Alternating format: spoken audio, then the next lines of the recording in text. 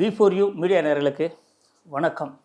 இன்றைக்கி 29 அதாவது 29 அப்படின்னு ஒரு தலைப்பில் ஒரு படம் வந்திருக்கு. அந்த படத்தை பற்றி தான் நம்ம பார்க்க போகிறோம். இது ரொம்ப நாளைக்கு அப்புறம் ஒரு நல்ல காதல் காவியமாக வந்திருக்கு அப்படி தான் நான் சொல்லுவேன்.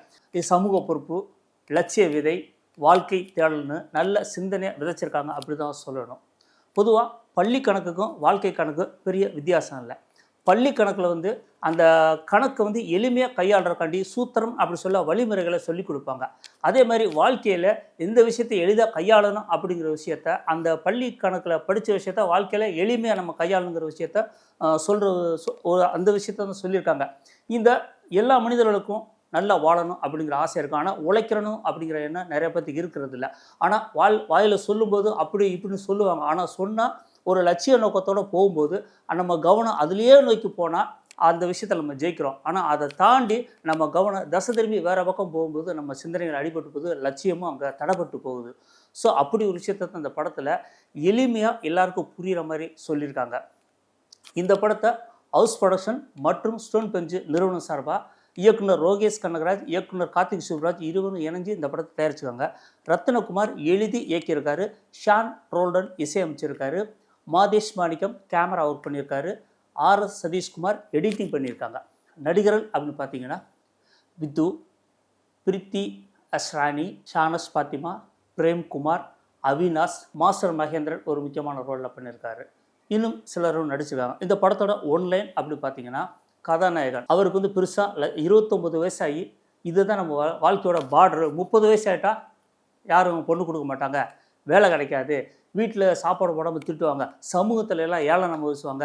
இந்த 29 வயசு முடிவுக்குள்ளே ஏதாவது சாதிக்கணும் ஒரு துடிக்கிற இளைஞனா படத்தில் வர்றாரு. கதாநாயகி IAS தான் படிக்கணும் அவனு ஒரு லட்சியத்தோடு பயணிக்கிறாங்க.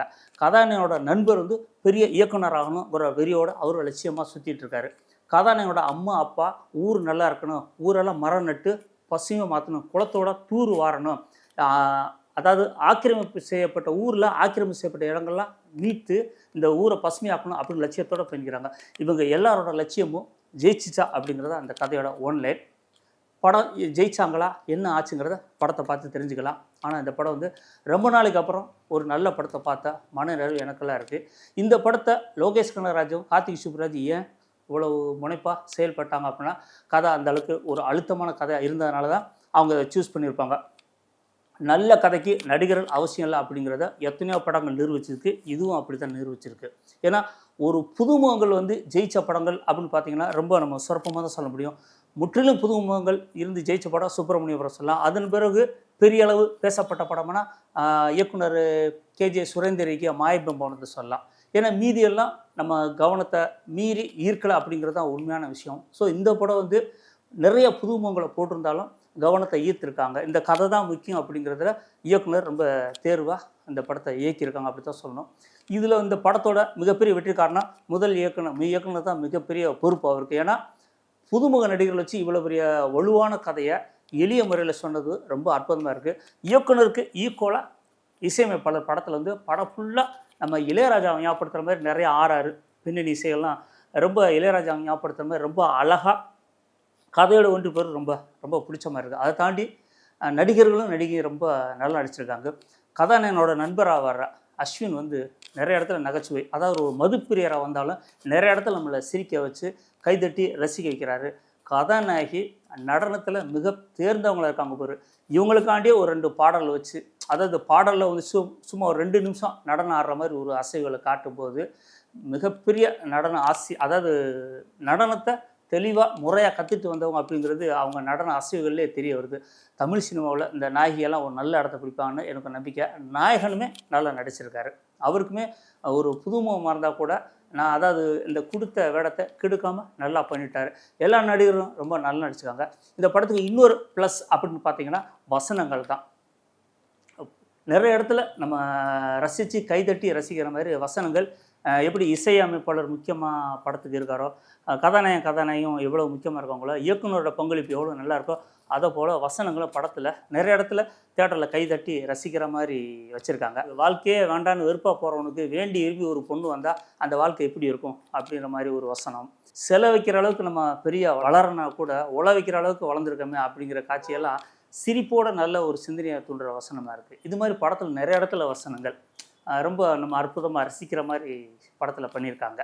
கதாநாயகனும் கதாநாயகியும் அவங்க காதலை சொல்கிற இடங்கள் வந்து பார்த்திங்கன்னா ஒரு பீச் ஓரத்தில் ரொம்ப அழகான அந்த தேர்வு வந்து ரொம்ப நம்ம ரசிக்கிற மாதிரி இருக்குது. அதாவது பீச்சில் காதலை சொல்கிறதுக்கு முன்னாடி இந்த பக்கம் கடல் அலையோட சத்தம், இந்த பக்கம் பஸ்ஸு வாகனத்தோட சத்தம் ரெண்டும் இல்லாமல் ஒரு இடத்துல நிற்க வச்சு அந்த இடத்த இவர் அந்த ஹேண்டில் பண்ணுற விஷயம் வந்து கதாநாயகி அவனைய அப்படியே ரசிக்கிற மாதிரி ஒரு விஷயம் பண்ணது வந்து தமிழ் சினிமாவுக்கு புதுசாக இருக்குது. அதாவது காதலியை வந்து இப்படியும் ப்ரப்போஸ் பண்ணலாம் அப்படிங்கிற ஒரு விஷயத்த சொல்லும்போது அது வந்து உண்மையில் நம்ம கைத்தட்டி ரசிக்கிற மாதிரி இருக்குது. மற்ற படத்தில் மாதிரி நான் உனக்காண்டி உயிர் கொடுப்பேன், வாழ்க்கை ஃபுல்லாக காத்திருப்பேன் அப்படி இப்படின்னு அந்த மாதிரி வசனம் இல்லாமல் அதாவது கதாநாயகி கொஞ்சம் வளர்த்தியாக இருப்பார், கதாநாயகி கொஞ்சம் குள்ளமாக இருப்பாங்க. வாழ்க்கை பூரா என்னை அண்ணாத்தை பார்க்க நீ ரெடியா அப்படின்னு அந்த வார்த்தையை சொல்லுவான். அதுக்கு முன்னாடி இந்த சொல்கிறதுக்கு அந்த இடத்தேர்வு செஞ்சு சொன்னதுனால நீ பெரிய ரசிகண்டா அப்படின்னு சொல்லி 2 டயலாக் தான் காதல் கைகூடும். அது வந்து சினிமாவில் கொஞ்சம் புதுசாக இருக்குது. ஏன்னா 6 மாதம் நட்பாகவே பழகுறாங்க. நம்ம சொன்னால் அவர் தப்பாக நினச்சிக்கோன்னு இவர் சொன்னால் அவள் தப்பாக நினச்சிக்கோ அப்படின்னு 2 பேரும் பழகும்போது ஒரு கட்டத்துக்கு மேலே கதாநாயகி கோவமாக 6 மாதம் நான் உன்னை வர்றேனே உனக்கு கொஞ்சம் கூட இது இல்லையா அது இல்லையான்னு அடித்து பேசி அவங்க காதல் ப்ரப்போஸ் பண்ணுற விஷயம் ரொம்ப ரசிக்கிற மாதிரி அழகாக இருக்குது. இது மாதிரி படத்தில் வந்து நிறையா ட்விஸ்டான காட்சிகள் வந்து படத்தை ரொம்ப ரசிக்க கொஞ்சம் கூட போர் அடிக்காமல் அழகாக நம்ம படத்தை கொண்டு போகுது. அதை போல் மாஸ்டர் மகேந்திரன் எனக்கு தெரிஞ்சு இந்த படத்தில் முதலாக வில்லன் பாத்திரம் எடுத்திருக்காரு அப்படி தான் சொல்லி. இதுக்கு முன்னாடி வில்லன் நடித்தாரா அப்படின்னு கவனிக்கலை, வந்தது மாதிரி தெரியலை. ஆனால் முறை வில்லனாக பண்ணியிருக்காரு. அவர் ஏற்கனவே தெரியும் தமிழ் சினிமாவில் குழந்தை நட்சத்திரத்துலேருந்து வர்றவர், எப்படிப்பட்ட கேரக்டர் கொடுத்தா ரொம்ப அசால்ட்டாக பண்ணிட்டு போகிறவர். இதில் அந்த வில்லன் கேரக்டர் ரொம்ப அழகாக ரொம்ப அசால்ட்டாக பண்ணியிருக்காரு. கைத்தட்டு போகிற அளவுக்கு நல்லா அவரோட பர்ஃபார்மன்ஸ் ரொம்ப நல்லா இருக்குது. மொத்தத்தில் அந்த படம் வந்து ஒரு வெற்றி பட வரிசையில் நிச்சயம் அந்த படம் அமையும் அப்படிங்கிறதுல என்னோட ஒரு சினிமா பார்வையாளனா அந்த நம்பிக்கை நான் அழுத்தி சொல்லுவேன். நிச்சயமாக அந்த படம் வந்து பொதுமக்கள்கிட்ட மிகப்பெரிய வரவேற்பு படம். ஏன்னா எல்லாருக்கும் வாழ்க்கையில் ஜெயிக்கணுங்கிற ஒரு லட்சியம் இருக்குது. நிறைய பேர் ஊரை விட்டு வந்தவங்கெல்லாம் நம்ம சாதிக்கணும்னு துடிக்கும் போது ஏதாவது ஒரு விஷயம் வந்து அவங்கள தடப்பட்டு போகும். ஸோ இந்த படத்தில் சொன்ன விஷயங்கள் வந்து இதெல்லாம் எல்லாருக்குமே ஒரு அனுபவ பாடமாக இருக்கும். ஸோ நம்ம இனிமேல் இதை செய்யக்கூடாதுங்கிற முடிவுக்கு வந்து நம்ம நேர்பாதையில் போகணும். ஜெயிக்கிற வரைக்கும் ஜெயிச்சக்கப்புறம் நம்ம என்ன செஞ்சாலும் இந்த உலகம் ஏற்றுக்கிறோம். ஜெயிக்கிறதுக்கு முன்னாடி நம்ம இதெல்லாம் போனால் நம்மளுக்கு ஒரு அவமான சின்னமாக வரும் அப்படிங்கிற விஷயத்த ரொம்ப நாகரிகமாக சொன்னது வந்து மிகப்பெரிய இயக்குனரோட தனித்துவம் அப்படி தான் சொல்லணும். நிச்சயமாக இயக்குனருக்கு இந்த படம் வந்து மிகப்பெரிய ஒரு வெற்றி படமாக அமையும். தமிழ் சினிமாவில் இவரும் அந்த லோகேஷ் கனகராஜோட சீடர் அப்படிங்கிறனால லோகேஷ் கனகராஜ் இடத்துக்கு அடுத்து இவர் வருவார்னு நம்ம நம்பி சொல்லலாம். இந்த வீடியோ பிடிச்சிருந்தால் லைக் பண்ணுங்கள், கமெண்ட் பண்ணுங்கள், ஷேர் பண்ணுங்கள், மறக்காமல் பெல் பட்டனை அழுத்திடுங்க.